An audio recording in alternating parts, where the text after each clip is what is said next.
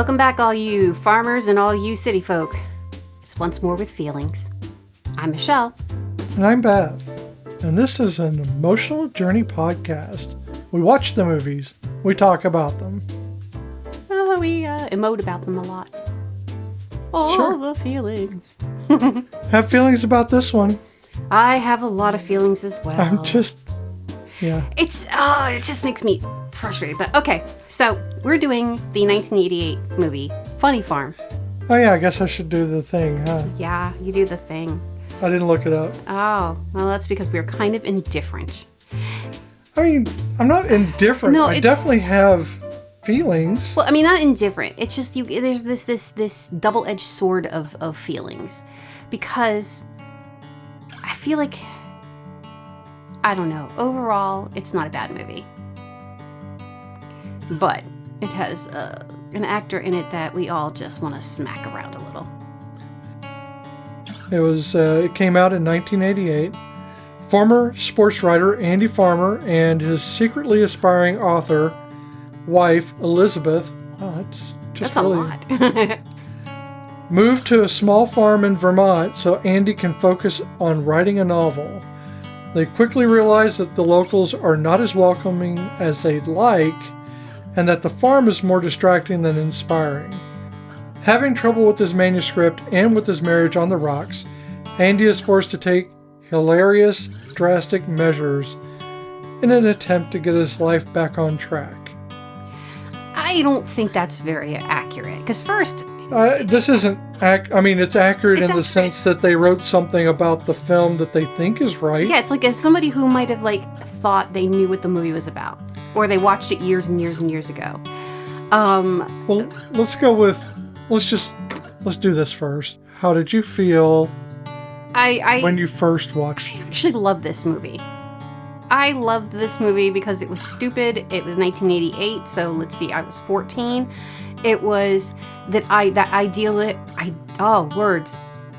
bucolic and idyllic country, Norman Rockwell-esque vision.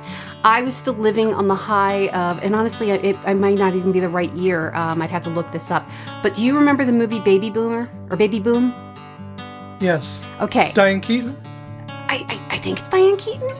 No, I don't remember, but I think it is Diane Keaton. But I love that movie. I love that movie because I love the idea of living in the middle of nowhere, Vermont, in the middle of, with winters and that just... Yeah, Diane Keaton. Okay, I love Harold that. Ramis. Oh, yeah, because... It came out a year before Funny Farm. Yeah, and see, the thing is that I hate about that movie is that Harold Ramis is an asshole in that movie, and I hate that he's the asshole in that movie. But I love Harold Ramis, so that's regardless. But I love the idea of living in Vermont. I love that whole living in the middle of the woods and the winter and the snow and I love the idea of it. And even as a young kid, I loved that. That was like my... I did too, and I was from the country, but it was a different country. Yes. And so... Pakistan. Yes. Uzbekistan. Pakistan via Missouri. Well, I said it like it was from a different country entirely. So. Darkstan. So when this movie came out, I didn't remember the problematic parts of it. I just remembered that there was a lot about it that I loved. So with all of that, seeing Funny Farm, it has a lot of that same flavor. So regardless of the problematic issues with it, which there are lots, and even like the way the town treats them and their behaviors and just the Chevy Chase of it all, even then I didn't know, I loved it. I did love this movie. So for me, it made me feel like something I wanted. Okay, fair enough. When I saw this, I was senior in high school. No, I think it came out after I graduated, actually. I'm not really sure if it came out in the summer or not. I don't remember what it said. It was, I think I didn't see it until after I graduated. where you still had the hope that you would have the idyllic life, where you'd have the house and the land and the dog and it was all of that's that. a beautiful house and beautiful piece of property. Well, for me, not so much. For me, it was a lot of replay of what already existed in my town and we didn't have. True. But the idyllic kind of sense of the small town was something I already knew about, and I didn't crave it. What I thought was funny was the city person coming to the country and getting their ass kicked. True. And that was a fun part for me. Yeah, and it is funny, too, because he is stupid and he makes a lot of stupid mistakes. Well, here's the thing, though. It's not even about him. What I remember is it being funny about how she suffered. Because he didn't really... He fucked off. He screwed up. But ultimately, it was her exasperation after every one of these things. Yes. She's the one that had to deal with them. He didn't deal with any of it. See, he just did it, and then he moved on. I remember her being more frustrated. Yeah. I also remember there being a dead horse, but I thought that it wasn't a dead body, it was a dead horse.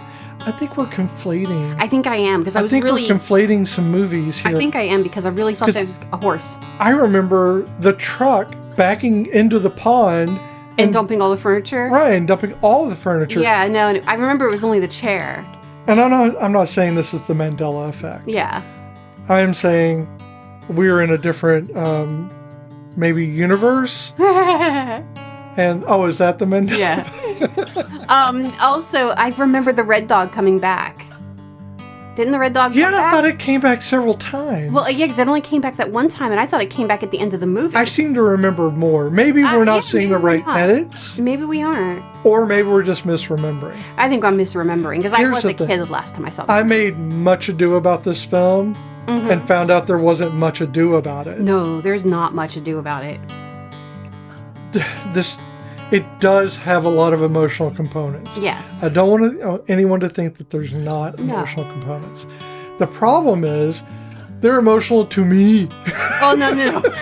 But I think before we even go any further, we need to address that our Lord and Savior Alice Drummond is also in this movie. Oh, we have not had an Alice Drummond in a while. So, in fact, she's the reason why we chose this film. Yeah, well, no, but I forgot she was in it, actually. No, we chose it for that. No, I forgot she was in it. We chose it, but it was already on the list. Yeah. And when we were looking at it, I went, oh my God, I forgot that Alice Drummond was in this movie. Oh, okay. Yeah, no, but I knew that we had chosen it for that reason. I totally forgot. Also, a very baby, I can never say his last name. Is it Fagerback? Sure. Or, I don't want to say it. I think Fagerback. Dauber. It's Patrick Starr. Baby. I know him more from Coach than I do from Patrick And Starr. I know him from SpongeBob. So he is a baby. And he's a cutie. I forgot he was such a good-looking man. No, he's adorable. I mean, even when he was in... he was in The Stand, wasn't he? Yeah, when he was in The Stand. Yeah. Oh, shit. He was even cute then, too. He's just, he's a kind of adorable He has guy. the George aspect when he's the dad in How I Met Your Mother. Oh, yeah, I forgot he was the dad in that. Yeah, I love him. He was adorable in that, too, until he passed away on the show. On the show. He's still kicking it, guys. Yeah, he's not in real life. He's not... No. He's not... The actor is fine. Yes. Maybe. I just found out that... Only maybe. So you know how I've been really into watching those free Chinese and Korean movies on my phone? Because they're just like little soap opera mini. Yes, and they're all subtitles, but I'm really like invested in them. One of the actors that I've actually he died today. He fell off a building, though they think he might have been pushed. I think that happened quite a while back, like several months. Just found out. They were just making a thing about it. I could be wrong, but I could have sworn. Okay, this is like the third person to do that then. From Beijing. He was in Beijing. Yeah. They said that he fell, that somebody was walking their dog and they found his body on the sidewalk. And then another person said that they saw a hole, the window was broken. Yeah, they think someone might have pushed him, but there's... It's so sad. I think this is something that happened a few months ago. I can't tell you his name, but I recognized his face. And I was like, oh my God, he's one of the ones I really liked. Yeah, I think it's probably not a great thing. I think it's like a mill Oh They just no, I push probably people to- they do. I mean, I don't know. There's like there's about a handful of regular actors that you see. I know. No, So- I'm saying I think they force them into these cycling contracts and stuff. Oh yeah, Might not be great. I don't may know. not be great. I don't know. I have no I don't know. idea. I watch them for free, guys, so I'm not paying for any. So I feel justified in not actually like supplying any of them. with So money. with the American Funny Sorry, Farm, it just freaked me out. You know. the director is George Roy Hill. He died Yes. not shortly after this. He just died after this. Yes. But he did Butch Cassidy and the Sundance Kid, which is what I know him from. Uh-huh. But guess what else he did? The Sting. And Oh, this is going to throw you off. The World According to Garp. holy shit! I know. I haven't thought of that movie in years. Did you know this was based on a book? Yeah. I did not, and the book had only come out 3 years before. Yeah. That's a this is fast just a turnover. screenplay adapted from it. Yeah, I didn't know it was a book. I should have looked and seen what was like true to form, but I couldn't be bothered. Sorry, guys, but I really couldn't. I mean, not that great of a I didn't novel, bother story. doing that because, I'm just worried about the film on this one. Yeah. I'm not looking to correlate it with its original work. No. It wasn't part of our thing. So let's get this part out of the way as well. Chevy Chase. Oh, the Chevy Chase of it all. Yes, because this White is... man says. I mean, I never was a huge fan growing up. I was a huge fan of his. I thought Fletch was great. He's so The awkward. Three Amigos. Eh. I loved his work I did until I not. realized, because I was unaware. This is a problem with, children to begin with. No, is- yeah. You don't really see all the aspects of something. You You don't. see what you see, and you know the things that you know, but you don't think beyond that Yeah. most times, unless someone wisens you up to it, and no one ever did. And my family thought Chevy Chase was great because he was funny and Oh, please. he was slapstick. I mean, I grew up with the all the vacation movies. I mean, Christmas isn't Right. Christmas unless we watch Christmas Vacation. Right. He was always a person who struck me as overly arrogant. And and I didn't even know if I even had those words or that word for it as a kid. I just know that he reminded me of somebody who would have made me feel stupid. And that's my own insecurities, my own mental issues. Well- He took me as that, and I didn't know him from shit. But like, I love Three Amigos, but I love Martin Short and Steve Martin. Those, They even him out. they do. But I don't remember any movie that I saw him in that I have to sit there and go, oh, no, Chevy Chase is a really, is he a good looking man? Shit, yeah. Is he funny? Fuck yeah. He just has this arrogance. And maybe it stems back from when I was, SNL. I was a preteen Yeah. watching SNL reruns back on, was it Nick at Night when they did all that stuff? TV Land. And I think maybe it goes back to that. Here's where it clicked for me, where it finally clicked how petty and arrogant he was, is when his talk show failed. I didn't even remember him having one. Yeah, so when his talk show failed, he kind of blew a gasket. I mean, he really, he was blaming everybody but himself. Mm-hmm. And the issue is, no one really liked him. Yeah. That's the problem. You're not a personable person, and you don't know how to interview someone. Yeah. It takes skill and talent to interview people. And I know it looks easy, but it obviously is not, It or is everyone would have a talk show. This isn't podcasting. No.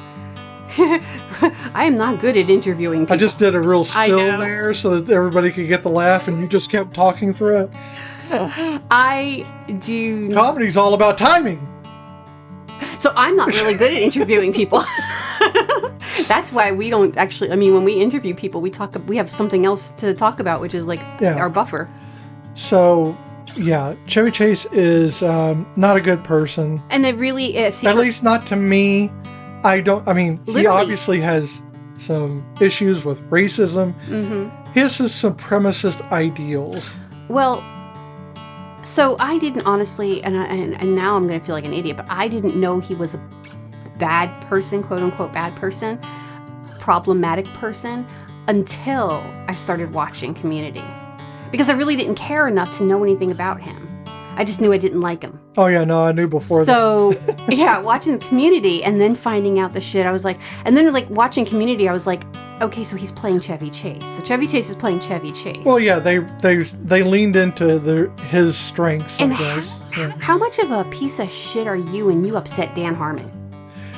Dan Harmon's got his issues. Dan Harmon has his issues. Not going to say he doesn't have his issues. He has definitely got his problems and his flaws. But that was at the height of his flaws and his Sure. issues. And when how bad are you? That he's like, I can't even deal with you. Well, I think when you're a bad person, it starts rubbing off on other people. Not rubbing off, but it starts influencing other people. Yeah.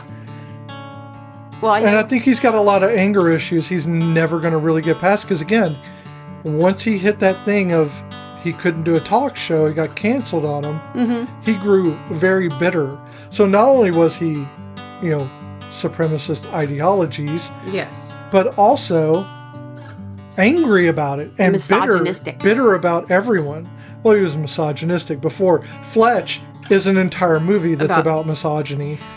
I think there was an interview, I think maybe it was Vanity Fair, and Joel McHale was like, we weren't keeping him there. We weren't forcing anybody to stay there.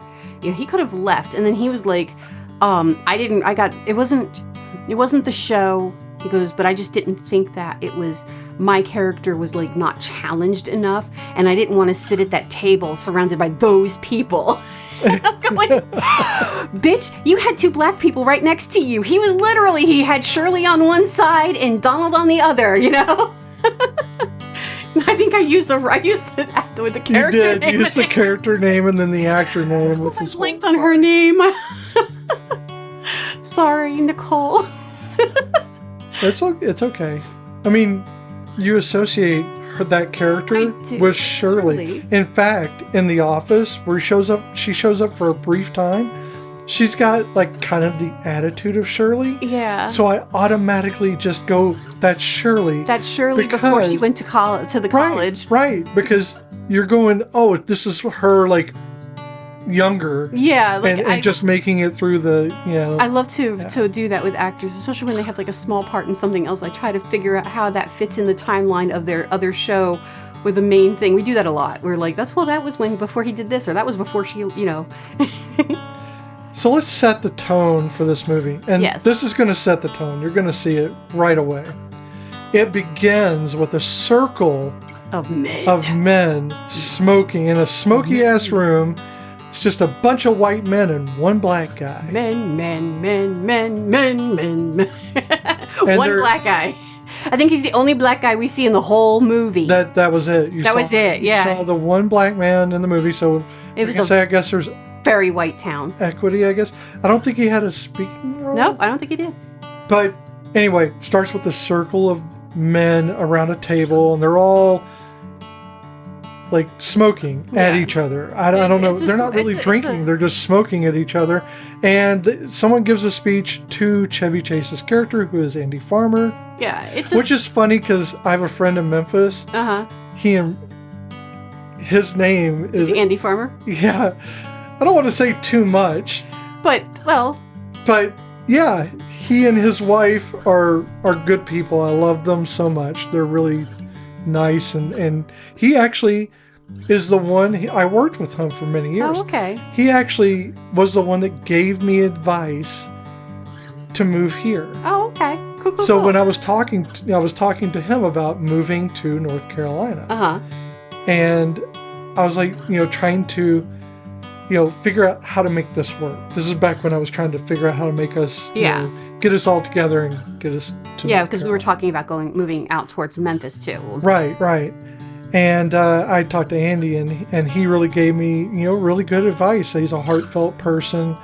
Really, and so when I see this guy with the same name who's a dick, I'm like, this is not doing Andy justice. No.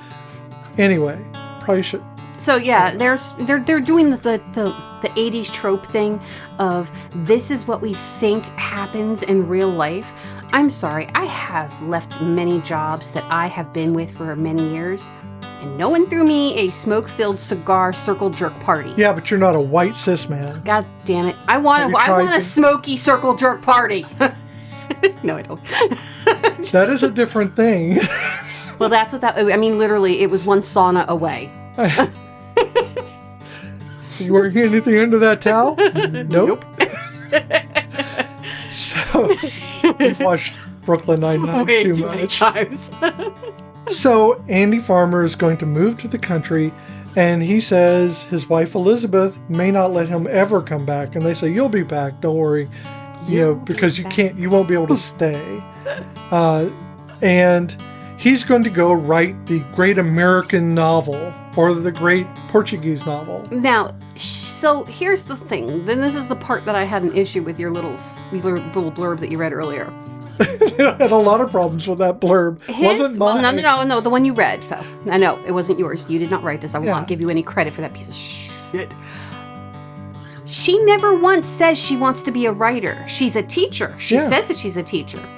She goes, because that's why she reads his full manuscript instead of stopping after the first chapter. But she reads the full thing. Because, damn it, that's what we do. But Andy is the one going there. He's going there. A writer. So but it says that she's secretly wants to be a writer too. No, she literally stumbles into it. They were really condensing a lot down and jumping over the context. Yeah, really. I mean, it wasn't. So really, I wouldn't worry too much about. It just bothers me because it feels like it puts a lot of blame on her. Like she was just being all sneaky Pete when she really was not. I mean, she was at one point. She did literally submit without. You just used a dildo reference from. Pete is not a dildo reference. It's one dildo reference in one TV show. It is not a dildo reference everywhere. It's Bob's Burgers, by the way. Okay, yes. In case you want to see the episode. Yes, but it's not. And I thought that was a stinky Pete. I thought it was a sneaky Pete. Now I question everything. Well, it's sneaky if you don't look at it. Put a lock on your bedside drawer. What is wrong with you? Why is this in glass? Okay. Why does your bedroom look like Aliens Attacks? There's tentacles everywhere. Oh my god. That's too much. It really is. I'm gonna step It's like hentai porn. It's anti-ASMR right now. Don't listen to us. You should go listen to another podcast. Sorry. So it's the only way you can get through a Chevy Chase movie is by totally going in the wrong direction. Filling it with dildos. How anybody gets smack him in the face a few times. That's how anybody gets through a Chevy Chase film. That's how I got through Three Amigos. Do you know when? No, I saw Three Amigos as a kid, and I did not know any words in Spanish. Now, keep in mind, I still don't know many, but I know some. It's not where I was going.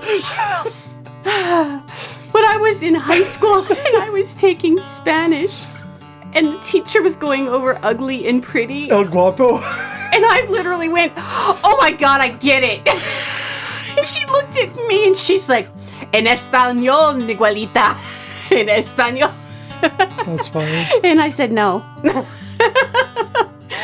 I also say that a lot. I'll be like, I'll say it to you in Spanish and English. No. See? Oh my God.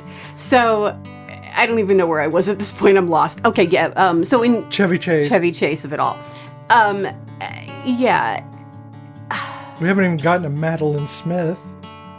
Well, that's where I was kind of leaning into. Go for it. She is, I didn't like Elizabeth in the beginning. I really, and like when I first saw the movies, I was like, I think she just complains too much. I mean, it's not that bad. No, it's, it wasn't bad. She wasn't even making it bad. On the rewatch, I didn't feel that she complained very much at all. She really didn't. But I thought she did. Like, I thought my memories of it was that she was just miserable. Shrill, right? Yeah. Yeah. Yeah, in the beginning, yes, she's getting attacked by bugs, and she smacks him in the forehead when she's like, "This mosquito, look, the fact that she had to justify it. Here's my thing. I think a lot of what she does at the start, hiding the apple, hitting him in the head, these are things that she's been dealing with this man's misogynistic bullshit. Yep. His lackadaisical fucking approach to life. Yep. She's been dealing with this the whole time she's been married. Yep. So of course she's starting to get over it, and she gets her microaggressions in when she can because she has little other avenue. I love the apple thing. That is like one of my favorite It's jokes. hilarious, the crunch. Yeah, because they're hungry. They're waiting for the delivery truck to get there with their furniture. There's no food in the They're house. a day late. And she's sitting on the porch and she's eating a banana, and he's like, is there anything else? And she's like, no. And he's like, I thought there was an apple. And she's like, nope, just the banana. And she's finishing up the banana. And then later on that night, when their furniture still hasn't gotten there and they're falling asleep on the floor, she's rocking him to sleep in her lap, and she's doing the lullaby thing. And as he's starting to doze off, you hear, because the camera doesn't show her face, it just shows his head on her lap and her singing the lullaby song to him. And then all of a sudden you hear crunch. Yeah. And I love that. That was like totally one of my favorites in the movie. I think that really does identify one of the core aspects of this film. Mm-hmm. Weirdly, the apple, is that she has to keep working around him. Yeah, and like he brings it up later on. So obviously she knows. He keeps score. Yeah. She doesn't, but he keeps score on everything. God. And the apple is such an incidental thing, but it's something he harkens back to across the film. I mean, honest to God, that's my ex. He would do shit like that all the time. But that's exactly the point. That is your ex-husband. Yeah. That's your ex-husband doing that. That's her ex-husband doing that. Yeah. He's making himself into an ex-husband. Yes. And I get being, when she comes to him with, she's excited, and she knows that she's probably going to hurt his feelings because he's been working really hard on his book, and she knows. No, he has not been working really hard on his book. Well, that's true. He's not been working very hard on his book, but what he has written so far is ass. And she said that it was ass. It literally had it flash forwards and flashbacks, and I think there was a flash sideways. So the fact that, she published a book, so she goes to our Lord and Savior mascot, Alice Drummond, Ivy's antique store, and everything is owned by somebody she knew that died. And this is in the small town that's near the house that they bought. Yes. Redbud. And so she sees a stuffed squirrel, like a taxidermied squirrel. Cute squirrel, too. Yeah. It's kind of very adorable. well done taxidermied squirrel. Because honestly, like, if you're going to have a taxidermied squirrel, you don't want one that looks like a It doesn't really look realistic. It looks more cartoonish, which I think is a good thing. Yeah, I think so. But it's a cute... It doesn't give you that squirrel. uncanny valley, but it also doesn't give you that, Yeah, right. Like, this is a dead thing. Yeah. It's kind of a thing you can go like, oh, I like it. It's like, oh God, what was the name of the dog in Scrubs? Rowdy? Rowdy. See, Rowdy gave me that same thing. Rowdy, I had to think them saying Rowdy. Me too. I couldn't get it out. In their voices. So, like, Rowdy never creeped me out because Rowdy never looked like a taxidermy. Rowdy, no. Yeah. Fucking love Rowdy. He's the best dog. Except for Yellow Dog. Yellow Dog is also amazing. So Yellow Dog's a pretty good dog. I keep jumping around. But she gets the squirrel. She's inspired by the squirrel. She's inspired by the town. And she writes a children's book. Well, she's inspired by her bungling husband. Yeah, that too. And she names the squirrel Andy after her husband. And unfortunately, Andy does not make it through the first book. He dies at the end. Spoiler. But she gets a publishing deal. And I understand that hesitation to not want to tell him right away. I would do the same thing. This takes place over like 3/4 of the way through the film is where this takes place. Yeah. And like, I can understand if Beth is working on a book right now, and you are working very hard on this book. And I know that if I just literally shit out a children's book and went behind your back and submitted it and got published, I would feel bad. Why? Because I would feel like, okay, first of all, there is a difference. Oh, no. Okay. I'm not comparing you to Andy. I'm telling you, as me, I would be like, initially I would be like, I know you're working really hard on this, but I did a thing, and I would feel like kind of bad about it, but also I would be really excited about it. And you could see she was very excited about it. Yeah. But she did hesitate, and I understand that hesitation. I would do that as well. Just because for that first minute, you're like, oh shit. Because you don't want to disappoint the people, that are working really hard. Because I would feel like, well, I just literally pooped out this book. And you've been working really hard on your book. So I would feel, like my book isn't going to... I get it. Let's put it that way. I just understand. I kind of understand, but here's the breakdown. I know writing down, I know. No, here's the breakdown. Is that, first of all, you wouldn't need to hide the book from me. You would be talking excitedly about you doing it. I wouldn't sneak it around behind your back to do it. You wouldn't have to, because I would be happy for you and I would be encouraging. Yeah. Why would I want you to fail? Why would I want you to not do one? My writing doesn't stop your writing. No, but if you were at a point... my writing is crap? I want you to be successful, Oh, I know, but your writing is not crap. But what if you were having a hard time getting published, and here I just went boom. I could understand that there would be frustration. I know. But I'm saying I understand if there would be. Oh. So... Sure, I guess. Her reaction makes sense to me. His reaction... Her reaction is based on his knowing asshole. what he's going to do. Yeah. But the fact that he doesn't even... he does not relent. And he becomes a child. First of all, he wasn't working hard on his book. He was barely writing anything. He had a couple of chapters done, and he made her read it on their anniversary. Top to bottom, what he had. And it was like... Instead of the romantic night, he had her sitting in a chair with her dress and everything. Mm-hmm. Nice. She was nicely made up and everything. To sit and read while he stared at her the entire time. Yeah, that made me feel like... critiqued her reading. Well, when that scene came on, even when I was a kid, I just remember thinking, ha ha, you ate 30 sheep testicles. Yeah. I didn't know what lamb fries. I didn't know what lamb fries were either back then, but now knowing what they are. Yeah. I was a kid. I didn't know it. I didn't know that people ate those things. I didn't know people ate gizzards or whatever they're weird, or chicken livers and stuff like that. Yeah, gizzards, yeah. I didn't know any of that stuff because, I'm a Jersey girl, and the worst we get is scrapple from Pennsylvania. That's still pretty much the same. And if you're from Pennsylvania and you like scrapple, I'm sorry, it ain't my bag. Have you tried warming it up lukewarm? No, but I do like me a pork roll and pork roll, egg and cheese on a Kaiser roll with a little bit of ketchup. That shit smacks, and I can't get that here because they can't get a fucking Kaiser roll down here to save my life. Okay.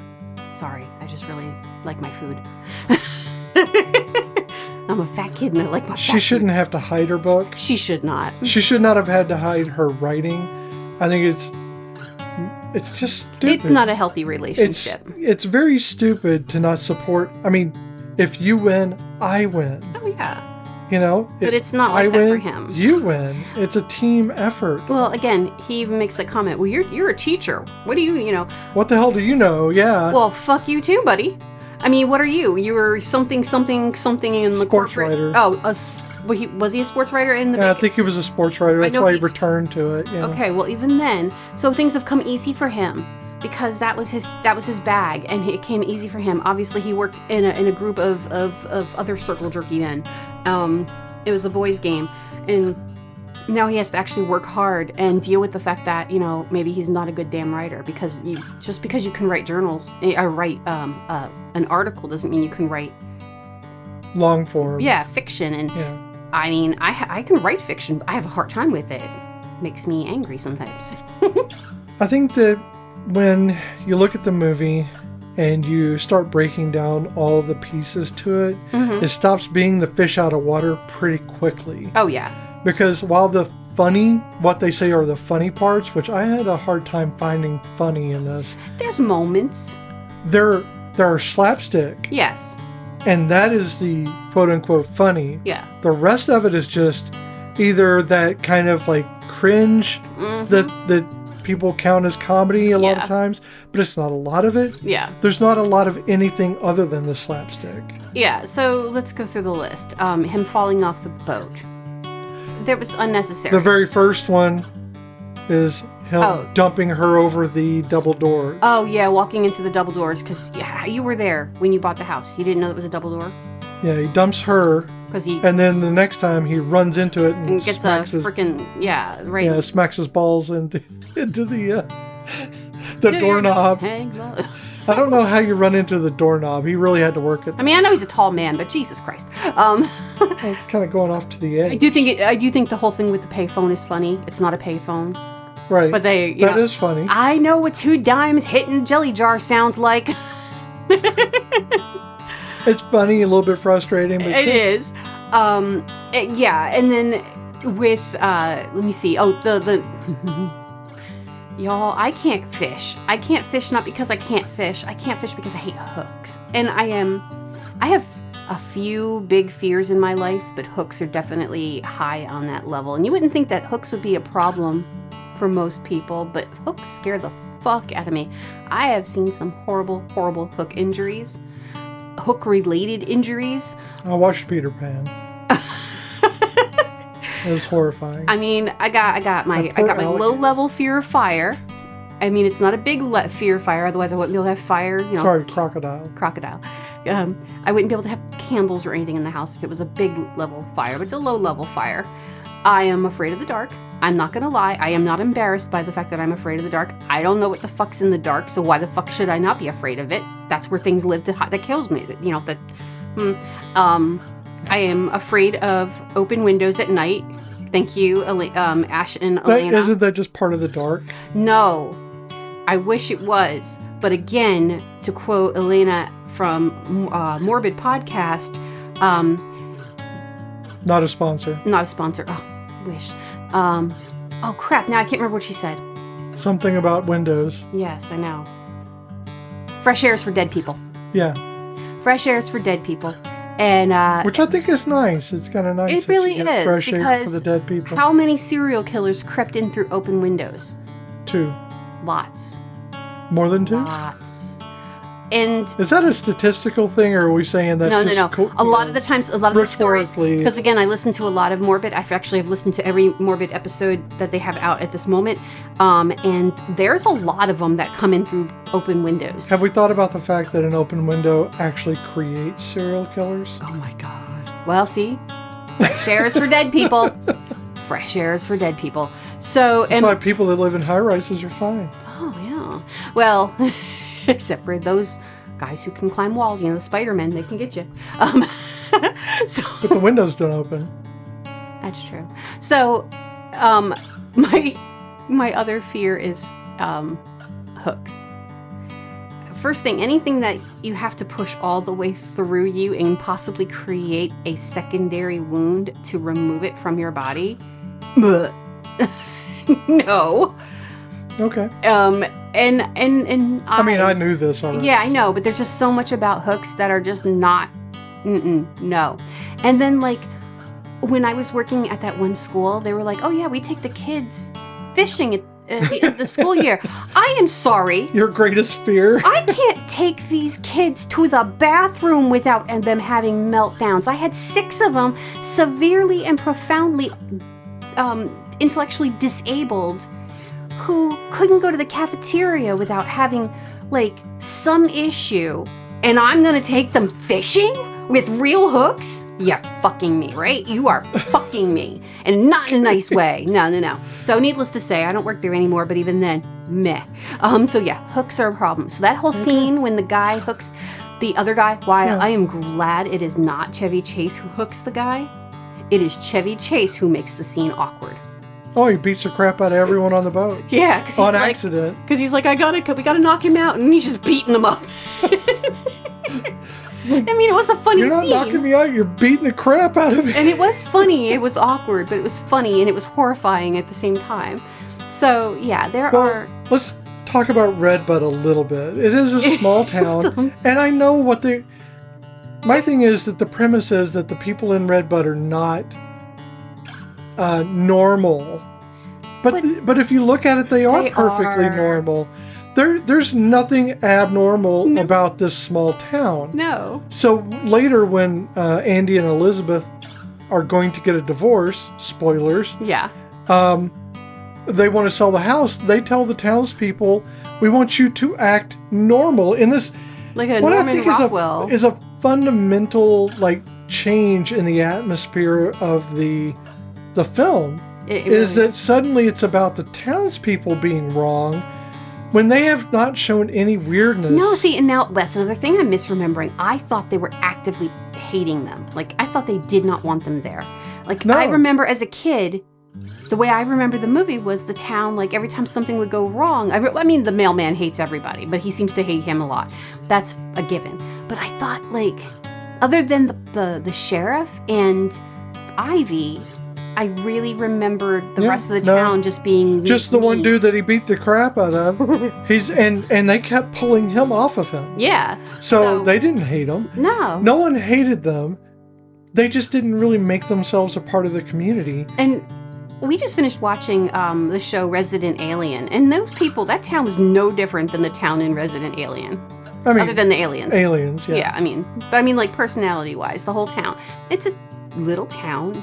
Yeah, and I thought it was perfectly idyllic in its own way. It was like any regular small town. I thought they did that rather well. And I would have been, and they would have treated me the very same way because I probably would not get involved very often.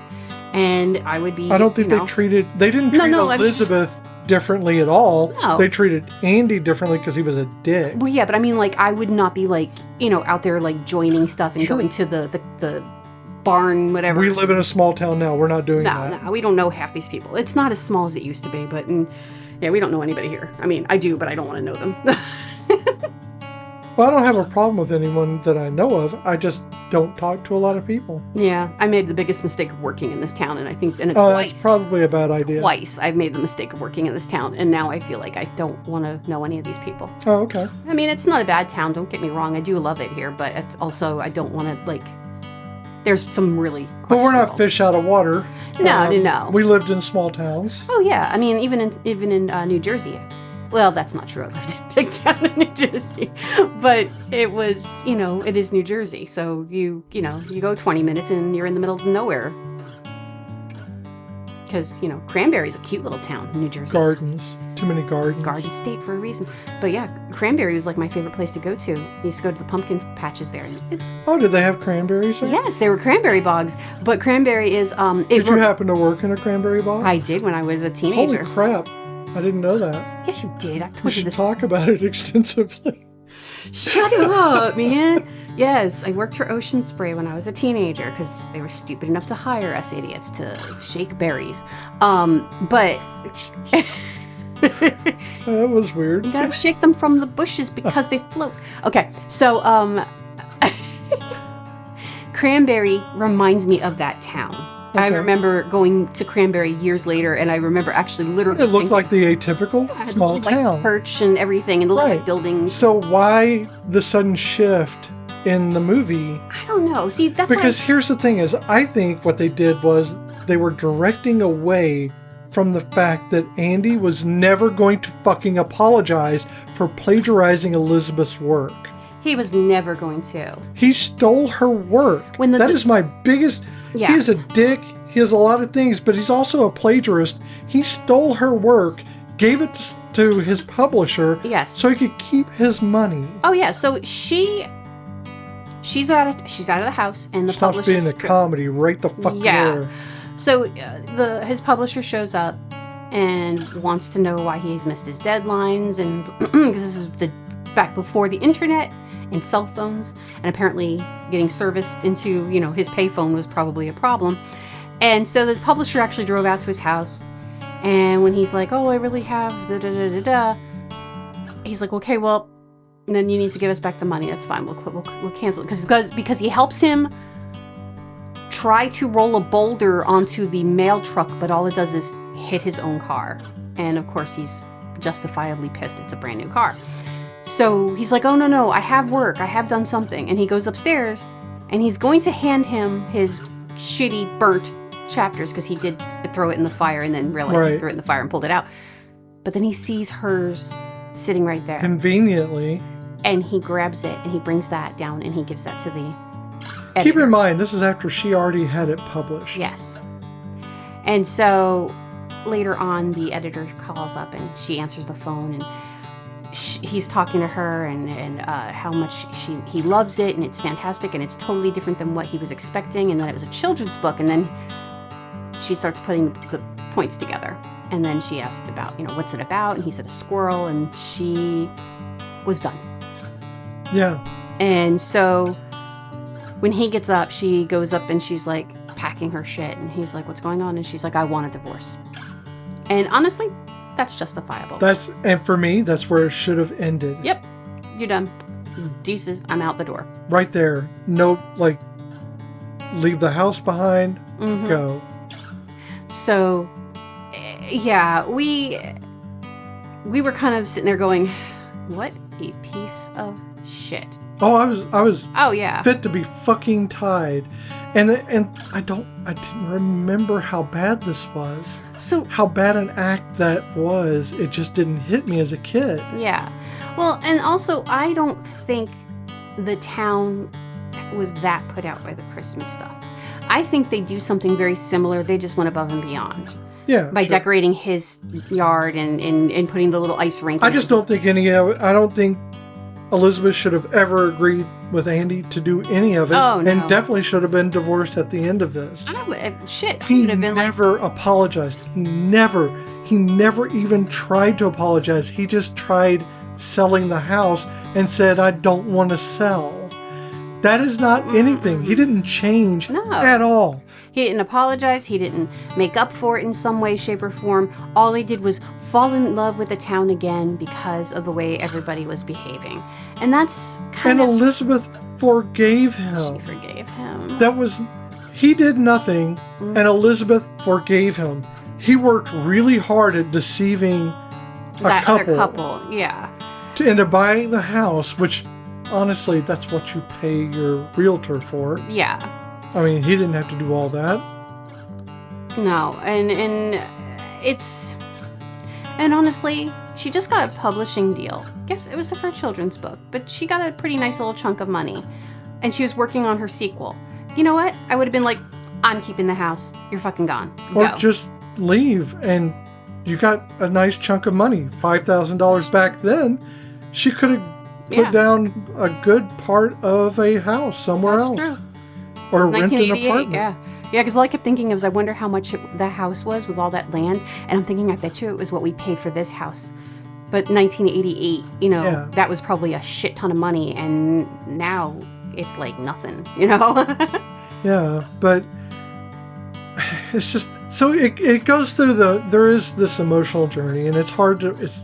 I'm going to keep getting stuck on him. No, because he was a horrible dick character. I mean, he's just an asshole. But, they start out with all this enthusiasm and this hope because they're moving to a new area. And everybody kind of has that when they're moving to a new area they want to go to. They have these ideals in their head. Yeah. And you get the idea of the fresh start. Yeah. Where you're going to change things. You're going to do things the right way. Person. But immediately upon getting there, he starts fucking everything up. He overreacts in his anger towards these people that are movers. Yeah. And, of course, they kind of retaliate there, which I thought it was a bigger retaliation, but it was also, just a chair.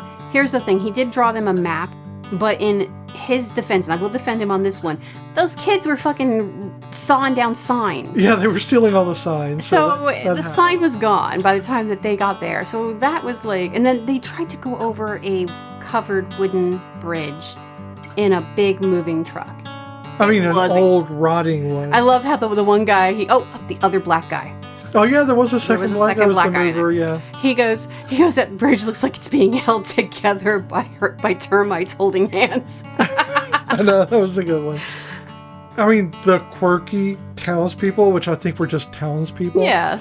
Yeah, the sheriff who can't drive because he hasn't passed. He hasn't passed his driver's test yet. He comes by at one point to deliver something, and it was the check from. They found a dead body in their garden. And it was the bill. It was the bill for the burial, and so he comes by and he's in a driver's ed car. And he gets out of the car, and the guy's in the passenger seat, and it's still rolling into the lake. It's like... Well, the first time they meet him, he's in a taxi. Yeah. And he puts his light on top of the taxi so the taxi driver can drive him around. Yeah, because he can't get his license, which he should never drive. But yeah, there's... they find a body on the land, which it's a small town farm. Yeah. They're going to have burials inside Yeah, but this one was a questionable Their one because what he said was that he left somebody the house, but he left all the money to the other woman, and she found out about it. So yeah, but he got a pretty nice burial after that. Except he got reburied into their yard at their But so you get this they get isolated because they isolate themselves. Oh yeah, except Elizabeth still goes out. She hangs out with Ivy. She talks to her. She does manage to start making some friendships. Mm-hmm. He is isolated. Yeah. He is starting to go a bit, definitely crazy because he's not working on his book. Nope. He actually starts fixating on the freaking mailman. Yeah, and the poor bird that was singing outside the window, and he throws hot tea at it or whatever he was drinking. Coffee or whatever, but yeah. He starts getting distracted by every little thing. Yeah. And looking to fill his time with getting drunk and stuff like that. She's getting tired of it. Yeah.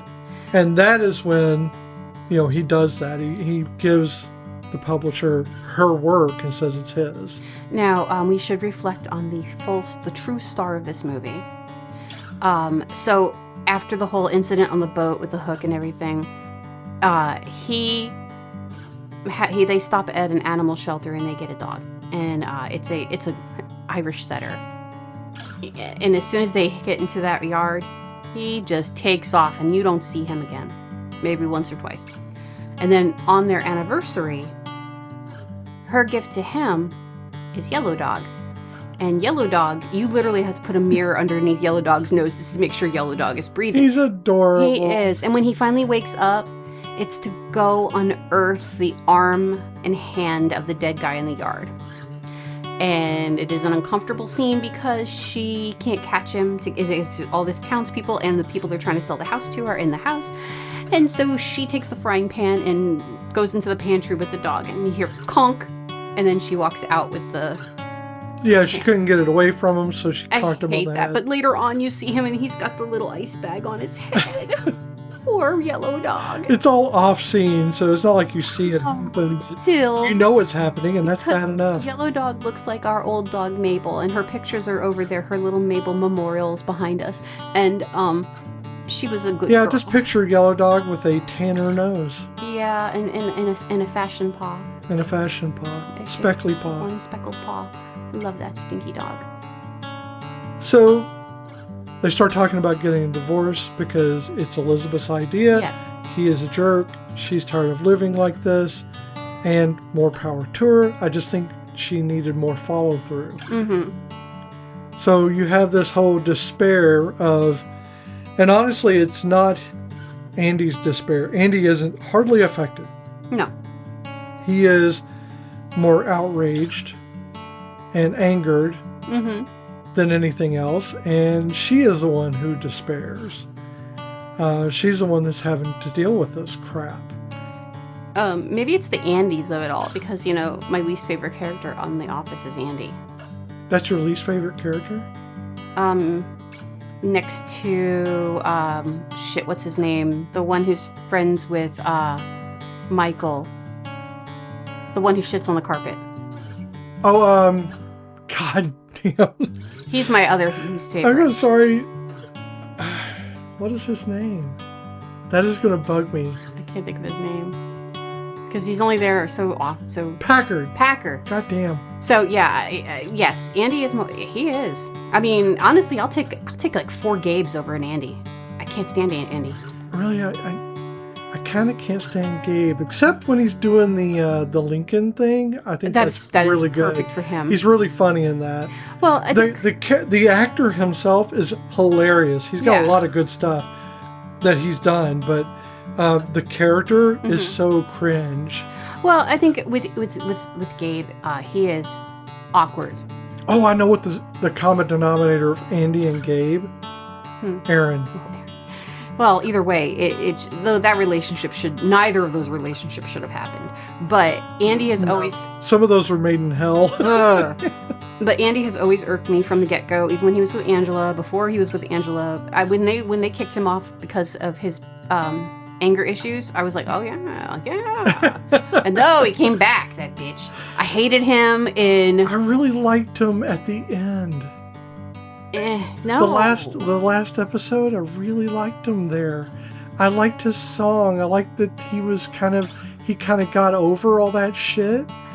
And yeah, he's working in the industry he always wanted to work in. But when he's in the office at Dunder Mifflin, oh yeah, no, he's horrifying. He's a problem, and like him going off on the cruise. So I know we're not talking about The Office, but I don't like Andy, and I don't like Andy Farmer. Well, they're talking about getting a divorce, and more so, they go to the lawyers to get a divorce. Who are defending each other. Who one is defending the other, yes, in a accident of some. Yeah, because he's in a neck brace. He's in a neck brace the entire movie, and he's also the fucking umpire at the baseball games, and he can't look down, but yet he's calling. Down. He's calling. How is he calling when he can't see? Well, he leans his whole body down. I know it's still awkward. And that when that guy gets hit in the base with the baseball bat, and he's like, everybody's just doing. There's no way he was out. That guy was out. They should not have called that. That was his third strike. Okay, well, honestly, I think that the first and the second strike were very sloppy strikes. I mean, they could have been fouls, yeah. Yeah, well, no, the first one wasn't even a strike. It wasn't nowhere over the plate. Yeah, but the other one, he swung and he hit the guy. He hit the catcher. So technically, that's a line drive.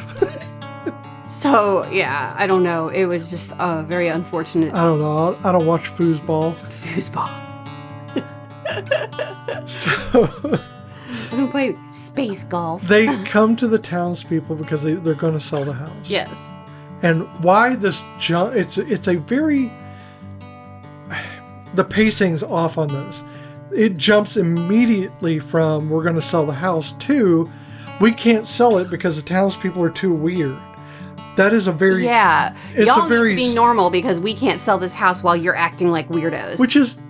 There's no basis in reality. That's why I thought they were weirder. Right.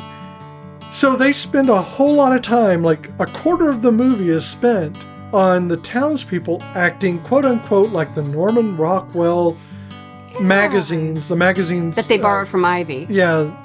Not Norman Rockwell magazines. But Norman Rockwell's images in his paintings. In the magazines, yeah. But yeah, and that's the thing, is it is idyllic to want that Norman Rockwell of it all, but even Norman Rockwell knew that wasn't realistic. Well, yeah. But I never got that. I never thought that was idyllic. It was just these images. For me, it just seemed like they were somebody else's life, and it seemed it was weird. Never. Well, I always thought they were just how it used to be in the old days, is what I thought when I looked at those when I was a kid. I thought, this is what it was like in the old days when my Nana was a baby. I didn't get that. I thought it was just weird. I thought these were like very posed. Oh, definitely. Very like, it all seemed artificial to me because real life is dirty. Oh, it is. And no one lives that way. But I never saw the Norman Rockwell pictures as perfect or cut and dry. I thought if you really look at them, the disheveled, I think the thing that endears his work to most people is how there are actual imperfections, disheveled clothing, dirty faces on kids at a dinner, like they're all at a dinner table and like the kids are being mischievous under the table or something. There's like little bits that are imperfect in this quote unquote perfect world that people wanted to see him portray, because it wasn't everybody's. This was during the Depression and stuff when his work was coming out, and I don't feel like people really. I think they thought that was the ideal. That's what they needed to see. They wanted to see that dream, that life that they could not obtain. Well, because it became the American dream, yeah. But also he threw in the bits of humanity in the children and in the old people and in the weird facial expressions, and I think his work is beautiful in a way that I don't think we should look at that as an ideal. I think we should look at it as if this is a person who understood humanity and what humanity wanted compared to what it really was, and he kind of well, at least in that American sense. I think so. Sure. I mean, granted, that's fair enough. But 19, whatever it was, yeah. I think that's what it was. But that's what they want. They wanted that. That's what they want for the town. Yeah. And the town obliges because they're going to get $50 for overacting. $50. God, 1988. A piece for overacting. Oh my lord! Yes, for overacting. And I like how how when they're leaving his house and they're all saying goodbye, they're like telling him their names, so he knows who to pay the money to. And you finally meet the mailman. Yes, because he shows up, comes to the door, and he has that weird, crazy laugh. But polite. Yeah, I would have like Wild E. Coyote'd him and like put like a net across or something. No, I wouldn't have tried to roll a boulder.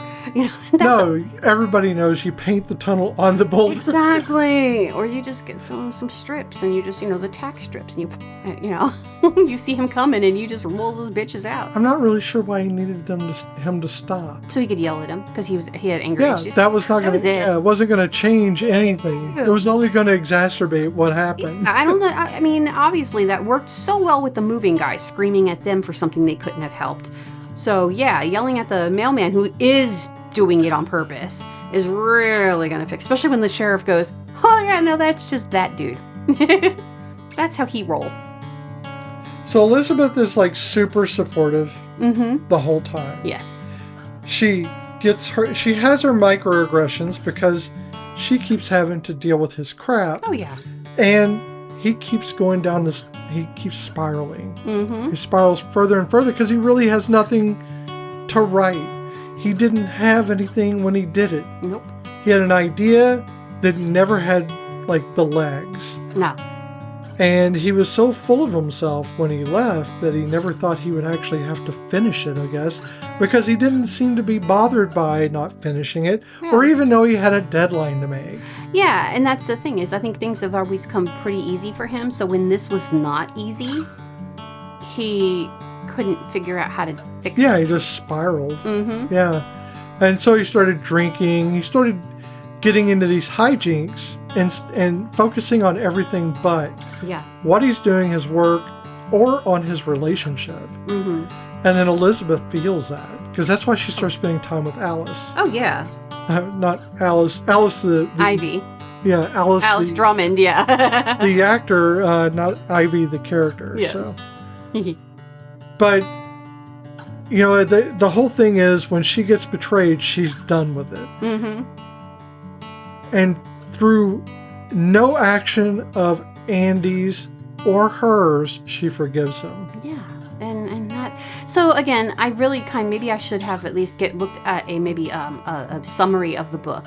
Maybe in the book, he does do something to earn her forgiveness, but we don't see that in the movie. Yeah, I don't see it. Yeah. How do you feel after seeing this movie? What are your feelings overall for the movie itself? I used to like to watch it often because, again, the HBO of it all. Right. I don't care if we ever see this movie again. It's cute in the reminiscence of, I love the visuals, I love the farm, I love the town, I love the dogs and the stupid ducks in the pond, but really I don't care about the story enough to want to see it again. I was happy with some of the things I got wrong in my memories, because I really thought the townspeople were worse, and I really thought she was a bit more of a shrew. But also, the jump to it being the townspeople's fault, and the jump to her forgiving him, it needs either a remake or it needs to have gaps filled in that are not filled in. So yeah, how do you feel about it now?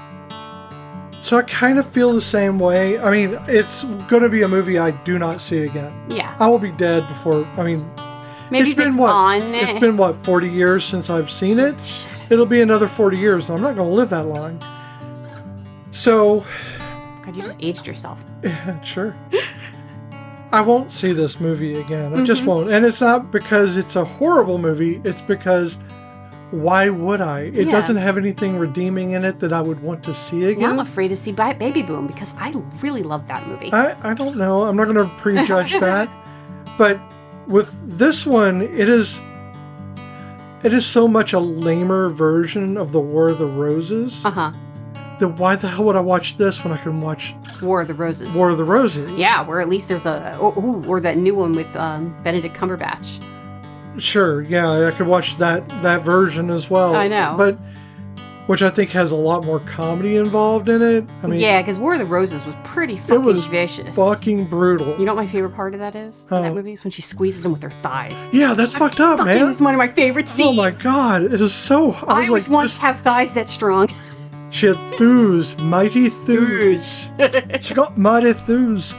So, I didn't feel great about this film. I won't see it again. You should watch it that you can have that context of what we're talking about. You should watch it for the town of Rosebud. Yes, and I would say for the 1988 part of it. Yeah, it is Rosebud. No, it's Redbud. Sorry. Redbud. See, I knew I said it wrong. You should watch it for the town of Redbud. Mm-hmm. You should watch it for the people in the background. Yes. The ancillary characters. Great actors. Are great. They do a good job. They are funny in a very subtle way that draw you into this little. You feel like you're in a small town. They know each other. They make references and inside jokes, and you know that these people have been together forever. Right. Ivy is sweet and isolated. A little weird, but she's okay. But she's isolated from the rest of town for the most part because she doesn't necessarily get involved. You don't see her with everybody.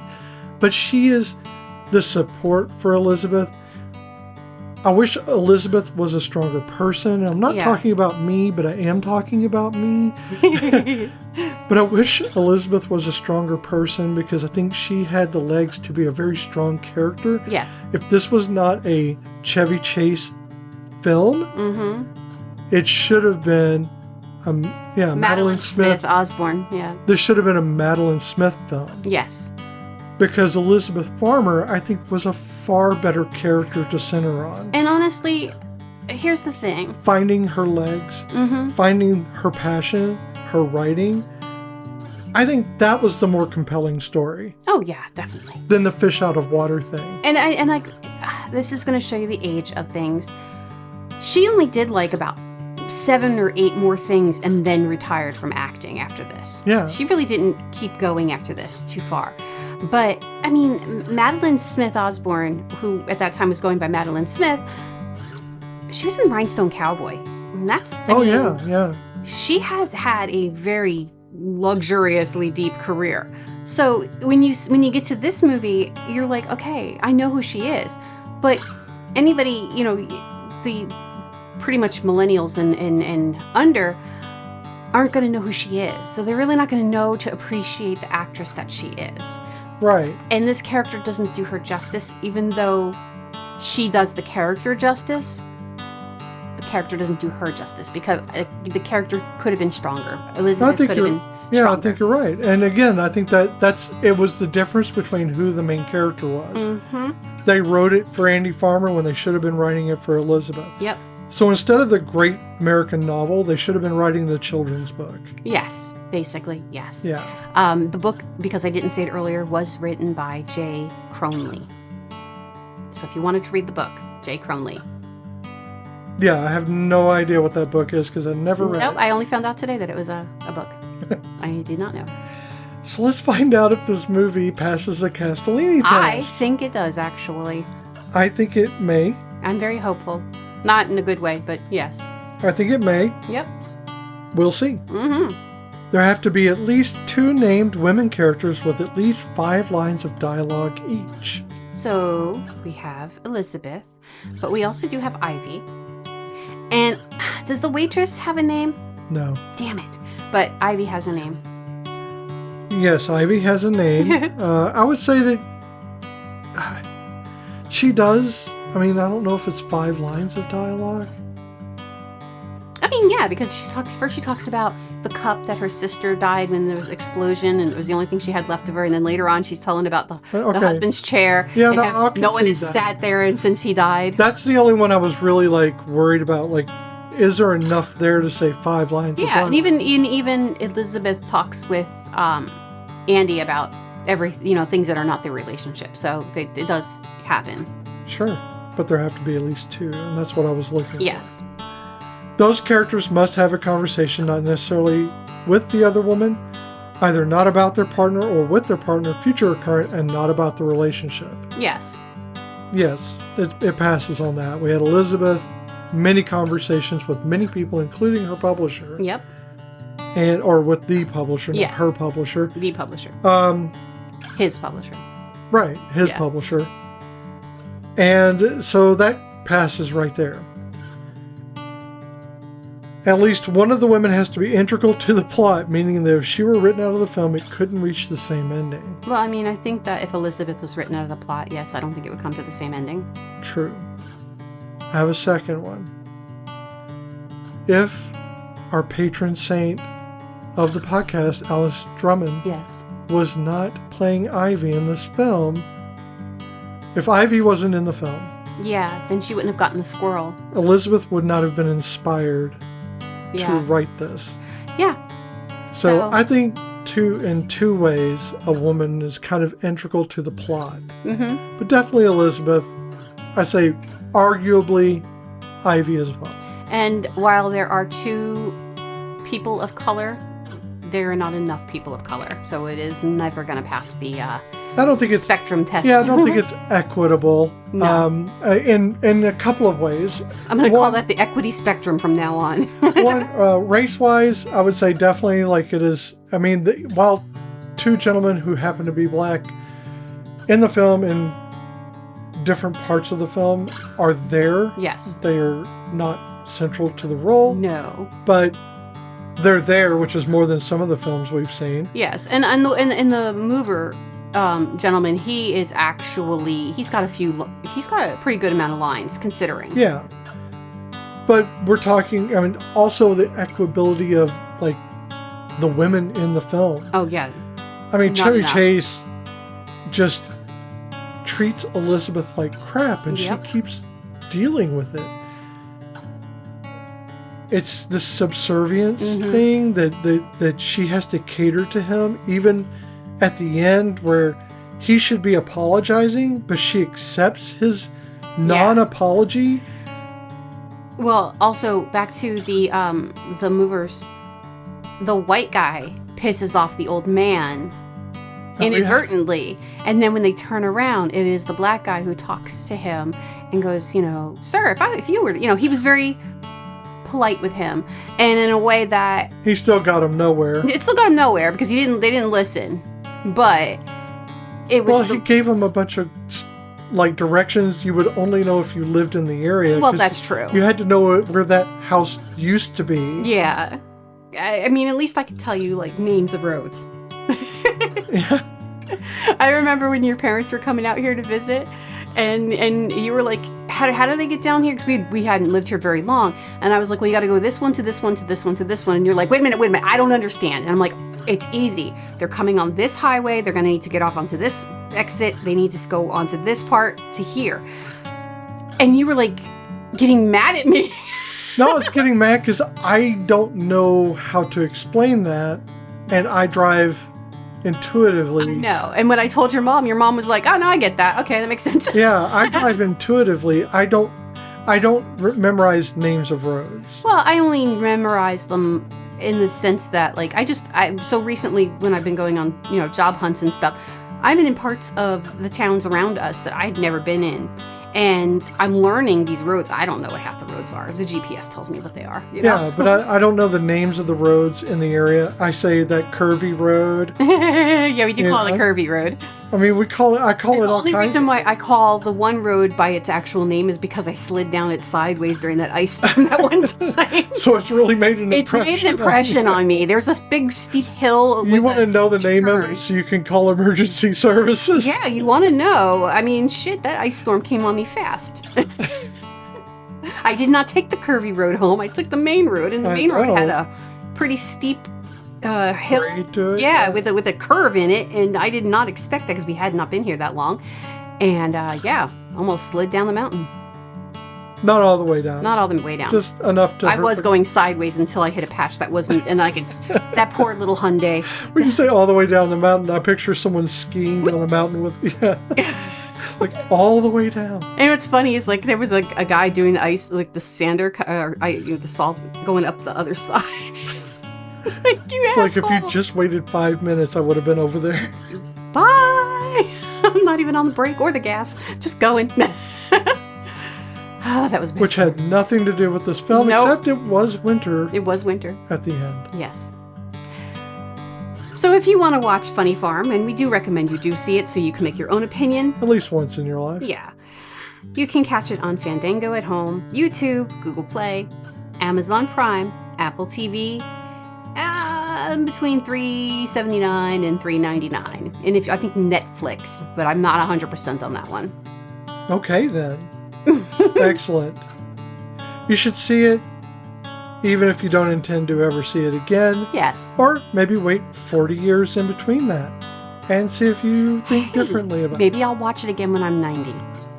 Maybe. I'll be long dead then. I mean, I didn't watch it 40 years ago. 40 years ago, I was 10.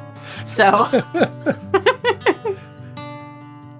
So this has been Once More with Feelings with Beth and Michelle. You can find us wherever you listen to podcasts. Be sure to follow us on Instagram and Blue Sky at OMWFPod.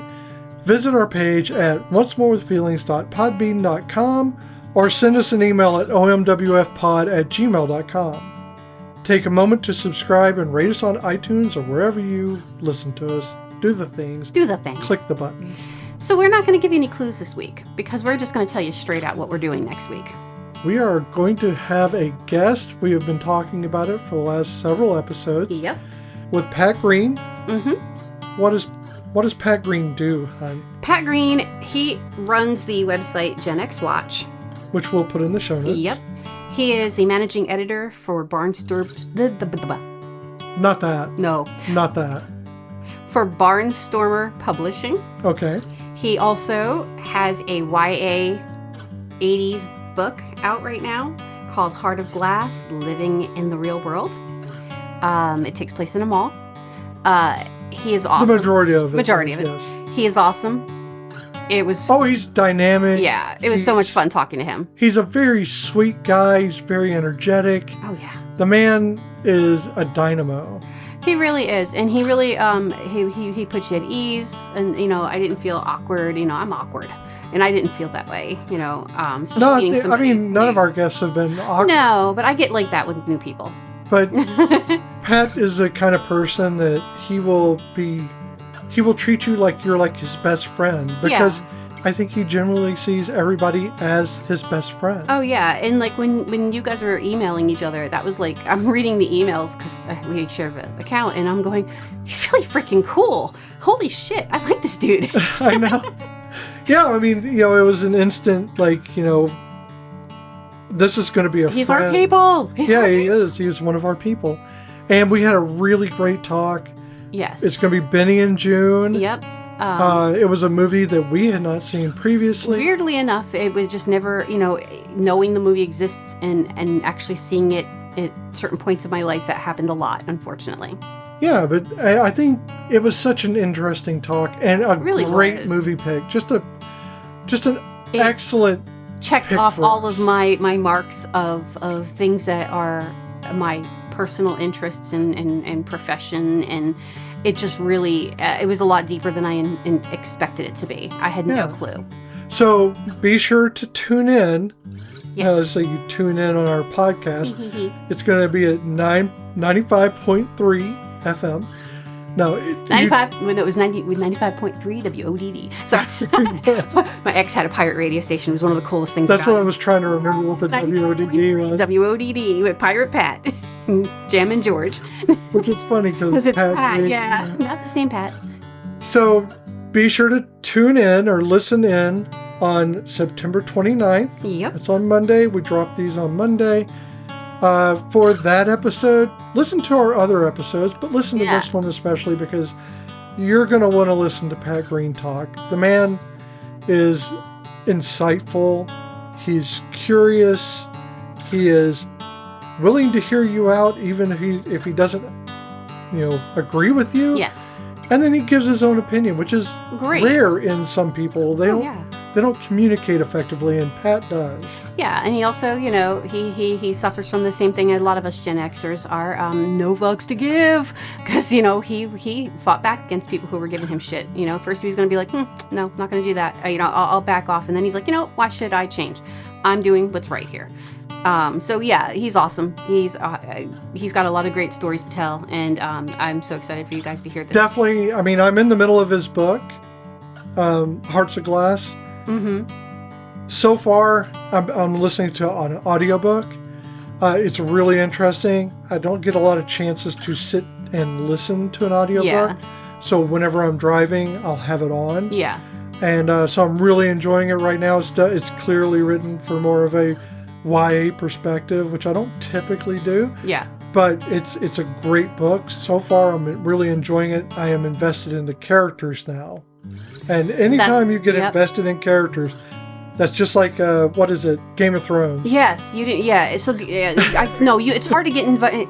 I feel like Game of Thrones is one of those ones where you have to marathon it, or you just cannot get into the characters.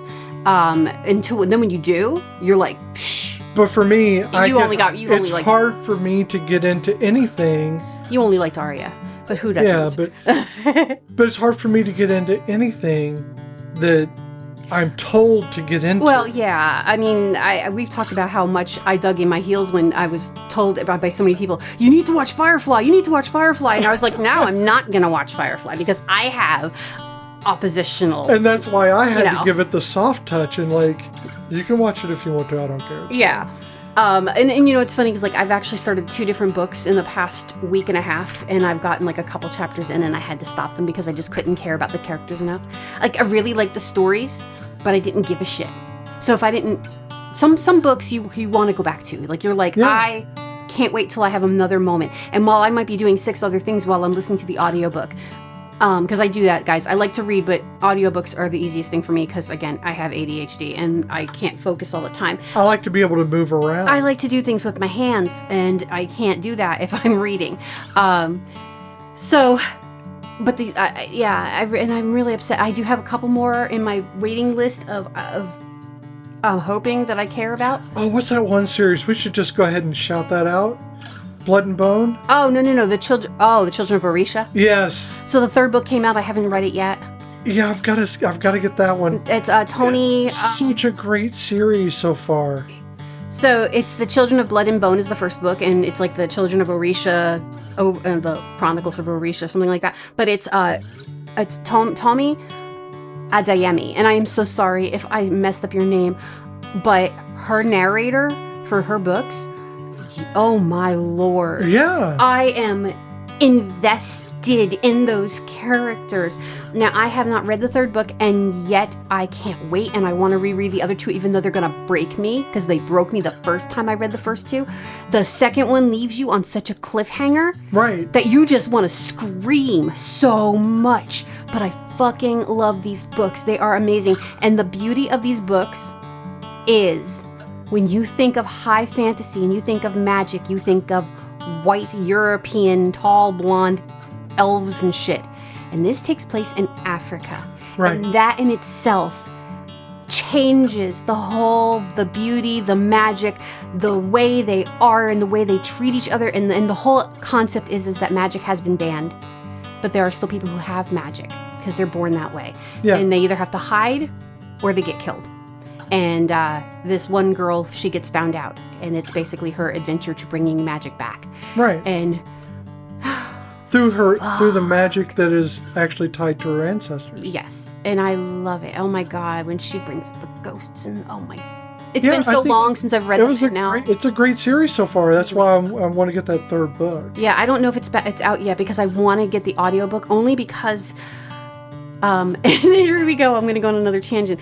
If the narrator isn't narrating right, I can't listen to it. Oh yeah, no, that's a given. And Pat Green's narrator, fantastic. She does an awesome job. So when I try to listen to the Game of Thrones audiobooks, couldn't do it. I couldn't do it because I forget the name of the gentleman who does it, but he is also one of the characters. He's an actor in the show. Yeah. And honestly, when you do a woman's voice and Cersei sounds like some bint in she's My Fair Lady. She's selling flowers on the side of the road. That's what I'm hearing. Right. And I can't do it. Yeah. Well, it's like James Marsters on the Dresden Files. Yeah.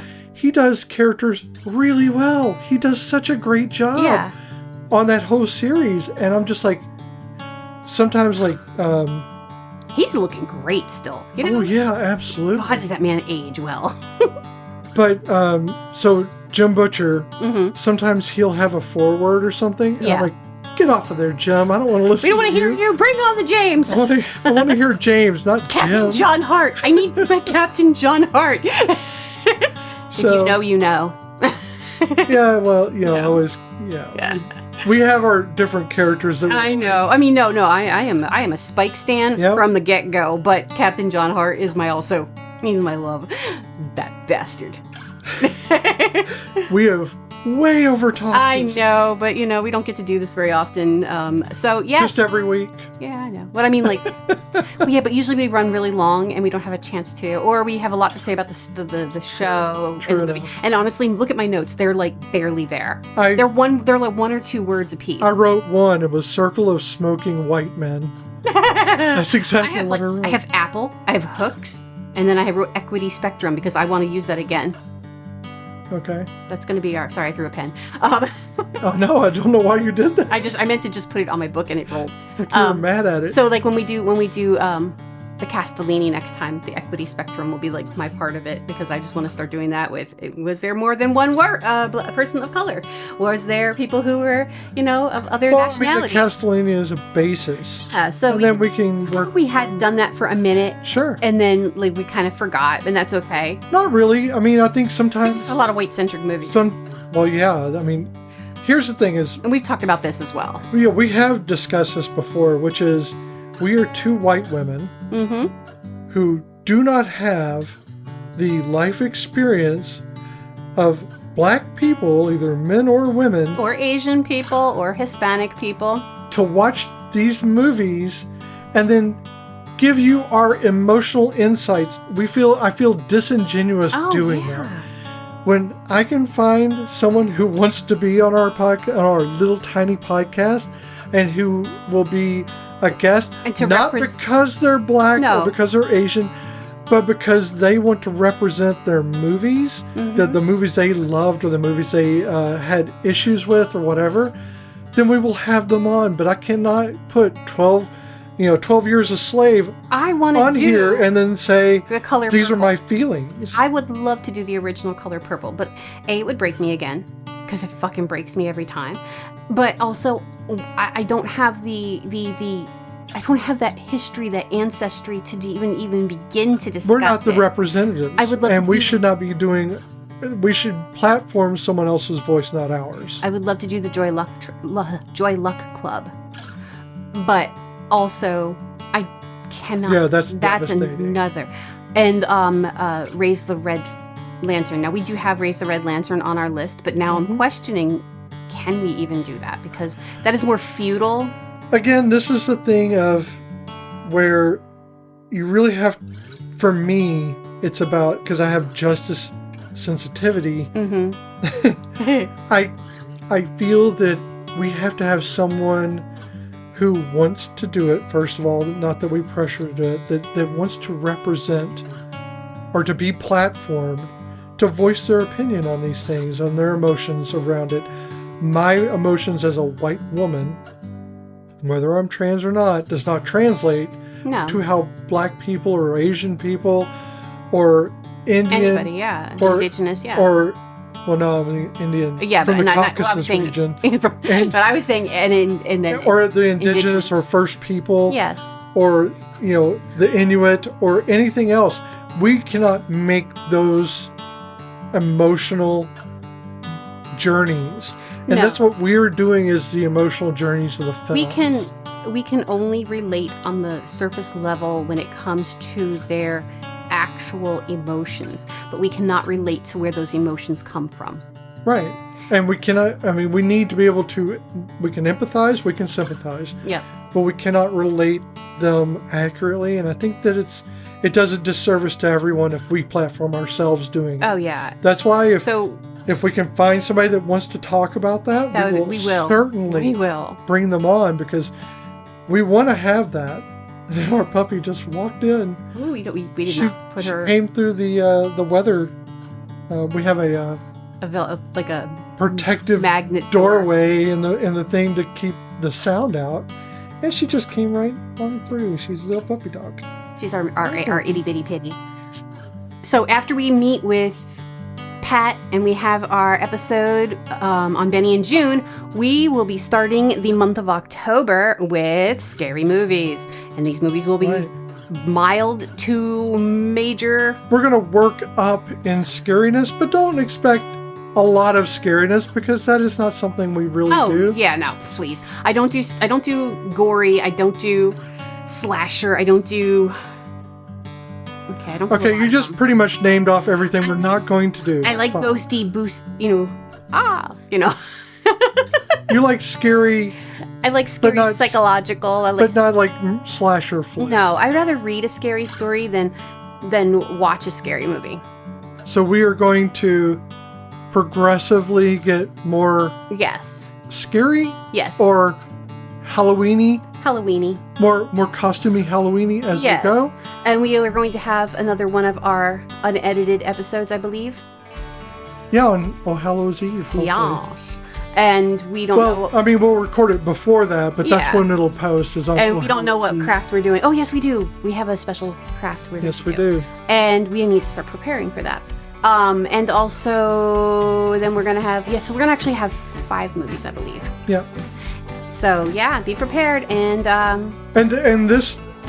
We'll have to tell them on the next episode. We'll tell them the name of the unedited, because... We got burned with this before. We played the sound, and you could hear the sound, and Disney got us. Yes. So now we got cleared of that because it was under fair use, and they couldn't really do anything about it. So it got cleared, but it messed us up on our timeline. So this time we're going to do a watch along. We're going to let you know what movie we're going to watch. And you know it's going to come down on All Hallows Eve. We'll tell you. And we'll give you a 3, 2, 1, and when we start the movie, and you can watch along with us. Right. And that's what we'll do. So it's going to be fun. We're excited. Till then, bye, guys. Bye now. I'm willing to concede that our marriage has been just a series of mutual betrayals. I know it. You know it. Even Yellow Dog knows it. I know it and you know it. Yellow Dog doesn't even know what town he lives in.